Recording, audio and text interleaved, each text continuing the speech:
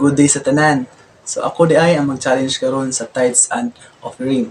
So first, dapat gyud atong masabtan unsa ang tithes and offering. So first is magtakol ta about aning tithes. So ang tithes na mga igsoon is mo ni siya bitaw nga kuhaan nimo og 10% gyud ang income or allowance kung estudyante ka, no. Ingon siya in Malakay chapter 3 verse 10, pinaka-common na siya nga verse igsoon. And I know nga tanan nakadungog, nakabasa ug nakabaluan nga verse, no. Ana siya dire dad-a ang tibok nga ikapulo ngadto sa templo aron adunay pagkaon didto. Sulay ako ug makita ninyong ablihan ko ang mga bintana sa langit ug ibubo ko kaninyo sa madagayaon gayud ang mga panalangin. Mga igsoon, never di ay nga bubuan ni Lord ang tao og blessings kun dili niya bitaw unahon ining giingon nga dad-o nimo ang ikanapulo ngadto sa templo, no. Ang ikanapulo igsoon is muna siya ang 10% gyud sa atong income or allowance nato, no. Dili nato masabtan nga ang tithes di ay is nagdala gyud siya og dako nga panalangin sa atoa isip nga mga anak sa Ginoo, no.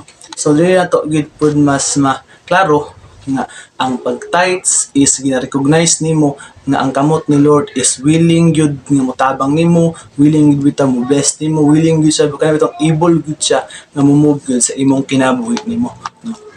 So next is kining offering. So ang offering pod ingon siya in 2 Corinthians chapter 9 verse 7, each of you should give what you have decided in your heart to give, not reluctantly or under compulsion, for God loves a cheerful giver. So ang offering ni mga igsoon is dili ay pwede di nga magsubo-subo ka. Dili pwede nga sa panahon day sa giving di ay is imong naw nga malipayon isang bugot na. Dapat di ay ipakita nimo kay Lord di ay nga ikaw malipayon ka naghatag, nakaibutay kalipay gyud, wala ka na subo, wala ka na pugos, wala nagtuklod nimo para mahatag na. Dapat nga imong nasabtan nganong gibuhat nimo na kay lain ang paggayo po nga nagbuhat ka og butang wala nimo bitaw po nasabtan.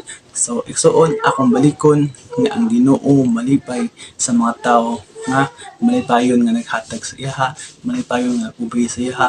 Maigsoon ang pagtuman di ay nato kay Lord sa tithes and offering is part siya sa atong pag-serve kay Lord. O moro to mga igsoon o God bless sa tanan o mayong buntag. Salamat.